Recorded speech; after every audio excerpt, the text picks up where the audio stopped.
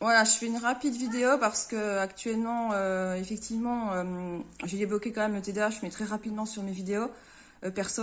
Le TDAH, c'est trois symptômes: déficit attentionnel, hyperactivité et impulsivité. L'hyperactivité, elle peut être mentale et non pas physique. Le déficit attentionnel, par exemple, c'est des enfants qui sont dans la lune. Et donc ils sont pas forcément en train de bouger. On dit typiquement que tout ce qui est agitation motrice, c'est plus chez les garçons que chez les filles. Toutefois, il faut noter un bémol. Il y a une dominante du trouble de l'attention à 45%, hein, c'est les derniers chiffres que j'ai d'une étude qui a été réalisée sur des enfants de 6 à 12 ans.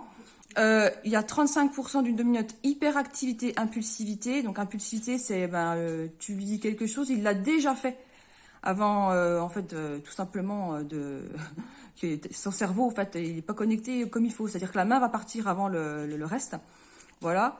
Connecté comme il faut, j'entends par là que le cerveau n'a pas le même fonctionnement. On sait qu'effectivement, il y a des aggravations du symptôme du TDAH avec des conséquences psychologiques, et scolaires et sociales en fonction de la vie. Toutefois, et je rappelle, et je vous mets les bouquins du coup qui sont concernés, que c'est quand même à 80% du temps héréditaire et que c'est connu depuis 100 ans le TDAH.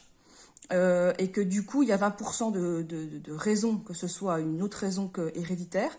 Et quand t'es adulte, ça part pas. Il y a que le Canada qui a finalement dit que ça partait pas. C'est un truc qui entraîne des problèmes à l'âge adulte, hein, puisque moi je l'ai aussi.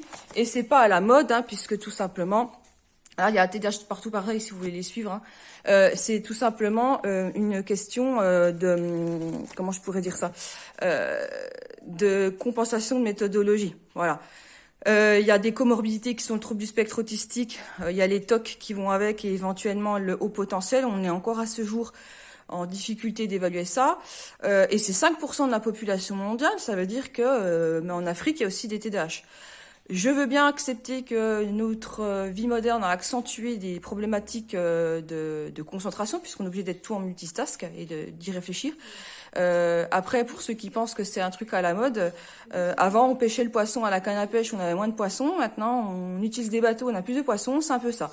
On se rend compte que le diagnostic du TDAH est plus fréquent et on en parle plus. Et après, on n'est pas du tout sur les dérives américaines. Où dans les dérives américaines, il y a un surdosage. On a encore très peu ici à avoir accès au traitement. Voilà. Il y a un risque de burn-out parental qui a été quand même prouvé. Donc bon, bah ça, de toute façon, c'est pas trop un scoop. Voilà. Les informations pratiques, il y a plein de choses sur les recommandations de tout ce qui est la haute autorité de santé. C'est vrai qu'en général, on recommande le traitement plus actuellement tout ce qui est psychothérapie, éventuellement la psychomotricité, etc. Mais ça nécessite un suivi particulier pour ces enfants. Et puis du coup qui est pas encore pris en charge actuellement hein, sur la France. On va pas faire un débat à nouveau là-dessus. Je pense vraiment que il faut comprendre que le TDAH c'est dès que l'enfant est né. C'est pas contextuel et en général quand la personne est diagnostiquée, elle est diagnostiquée à un moment donné parce qu'on sait que ça a duré plus de 6 mois et que c'est quelque chose qui a toujours existé. Voilà. Alors du coup, hein, il y a des fiches d'information partout. Vous avez TDAH partout pareil, mais vous avez aussi TDAH France qui explique un petit peu tout. Mais il y a dans les problématiques globales de ces enfants-là, il y a la gestion du sommeil et de la fatigue, les problèmes d'effort et de motivation, les problèmes d'estime d'eux, le problème de reporter les choses parce que la motivation se fait un peu plus difficilement. Hein. Donc voilà, donc c'est un trouble qui est actuellement décrit comme étant neurobiologique, avec une dispute avec les psychologues qui pensent que c'est contextuel et que c'est psychologique. Je crois qu'on balbutie encore. Il y en a d'autres qui étudient la question sur le fait que ce soit un problème dans le cerveau d'éveil et de réveil, c'est-à-dire que ce serait une question que le cerveau ne sait pas s'il est réveillé ou pas. Enfin, je crois qu'on balbutie là-dessus. Tout ce que je sais, c'est que c'est pas éducatif, mais que ça nécessite des besoins éducatifs particuliers et que effectivement là pour cette période de confinement, on va avoir plus de difficultés pour les enfants TDAH ou TSA en l'occurrence à maintenir une attention, à maintenir quelque chose de fréquent, à maintenir une routine, et que derrière il va y avoir peut-être plus de difficultés à comprendre comment on retourne sur l'école, comment on maintient l'école à la maison, voilà, et comment leur expliquer qu'on reste sur place à rien faire. Et quand je dis à rien faire, je pense aux mamans là justement qui sont malades et qui sont couchées, qui peuvent rien faire, qui sont toutes seules. Et je pense aux parents, quels qu'ils soient, qui sont faut toujours les occuper. On ne peut pas, on peut pas rester calme. Les gens qui vous disent, oh mais moi, tu sais, je peux dormir jusqu'à 11 heures. Ils sont très sympas ces gens-là. Un enfant hyperactif, faut s'en occuper tout le temps. Et lâcher la bride, c'est bien sympa.